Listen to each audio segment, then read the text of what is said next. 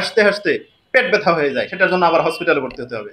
গায়ের পাঞ্জাবি আর T shirt কয় টাকা দিয়ে কিনেন এগুলো একটু গুগল করে দেখেন। হাসনাত আব্দুল্লাহকে অসংখ্য ধন্যবাদ জানাই, কারণ আলোচনার টেবিলে থাকার জন্য খুব পছন্দ করে হাসনাত আব্দুল্লাহ। মাঝে মধ্যে মনে হয় সে কি বলে আর কি করে তার দুইটার মধ্যে ব্যাপকভাবে সাংঘর্ষিক।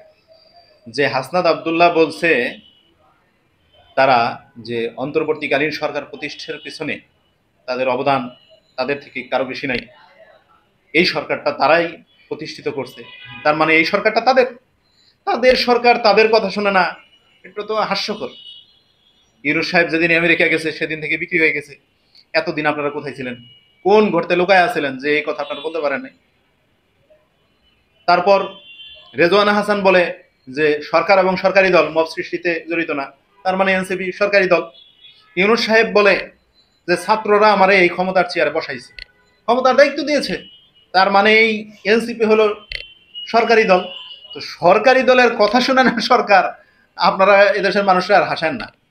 অনেক হাসছে, অনেক উপকার করছেন, হাসলে নাকি মানুষের হৃদয় ভালো থাকে, মন ভালো থাকে, ফ্রেশ থাকে।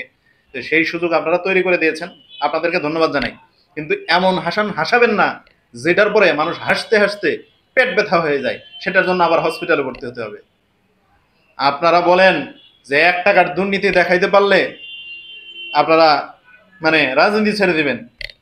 মাঝে মধ্যে মনে চায় যে হান্নান মাসুদের গাড়িটা কে দিছে, সিটি গ্রুপ? প্রশ্ন করতে মন চায়।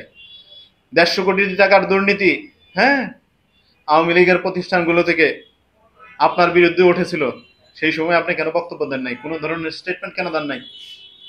সেই সময় কি ঘুমাইছিলেন নাকি? 1 টাকার দুর্নীতি দেখাইতে পারলে রাজনীতি ছেড়ে দেবো, এরকম নাটক অনেকেই করে। তো সেই নাটক আপনারা করতেছেন, এতে আমরা খুব শঙ্কিত না। কথা পরিষ্কার, আপনিই বলেন আপনি অনেক টাকার মালিক, মাসে নাকি 50 লক্ষ টাকা ইনকাম করেন।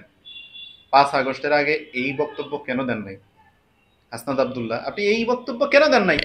আপনি টিউশনি করে 50 লক্ষ টাকা ইনকাম করেন। আমি বাংলাদেশের সকল বেকার যুবকদেরকে বলবো আপনারা সকলেই হাসনাত আব্দুল্লাহর কাছে চলে যান।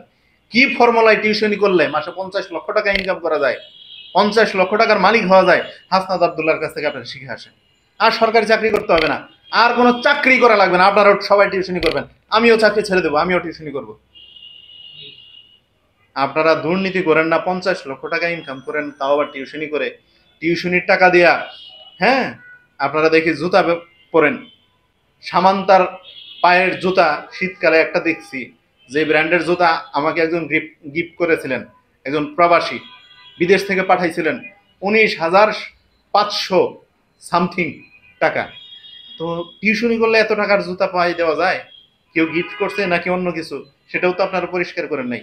আসিফ মাহমুদ সজীব ভুইয়ার সে নয় উপদেষ্টা আছে দুর্নীতি করে, সেই জন্য তার ভালো ভালো দামি দামি পোশাক, দামি দামি ঘড়ি, দামি দামি ফোন সে ইউজ করে, কয়দিন পর পর ফোন চেঞ্জ করে, হ্যাঁ, ভালো কথা, জুতা চেঞ্জ করে। তো মাঝে মধ্যে দেখা যায় হাসনাত আব্দুল্লাহর পায়ের জুতাও অনেক পরিবর্তন হয়, হান্নান মাসুদের পায়ের জুতাও অনেক পরিবর্তন হয়। উপরের দিকে আর ওঠেন না, তাইলে কিন্তু অনেক কিছু বের হওয়ার সম্ভাবনা আছে। গায়ের পাঞ্জাবি আর টি শার্ট কয় টাকা দিয়ে কিনেন সেগুলো একটু গুগল করে দেখেন। সেগুলো আমাদেরকে আর দেখায়েন না, আমরা বুঝি। দুর্নীতিতে চ্যাম্পিয়ন আপনারা। আওয়ামী লীগ 17 বছরের যা না করতে পারছে আপনারা 1 বছরে তা করতে পারছেন, সেই সুযোগ আপনারা পেয়েছেন। কাজেই ওই নাটক এদেশের মানুষকে শোনায় লাভ নাই। পারলে দেশের জনগণের জন্য ভালো কোনো কিছু পন্থা ফর্মুলা বের করেন, না হলে জনগণকে হাসানোর দায়িত্ব নিয়েন না।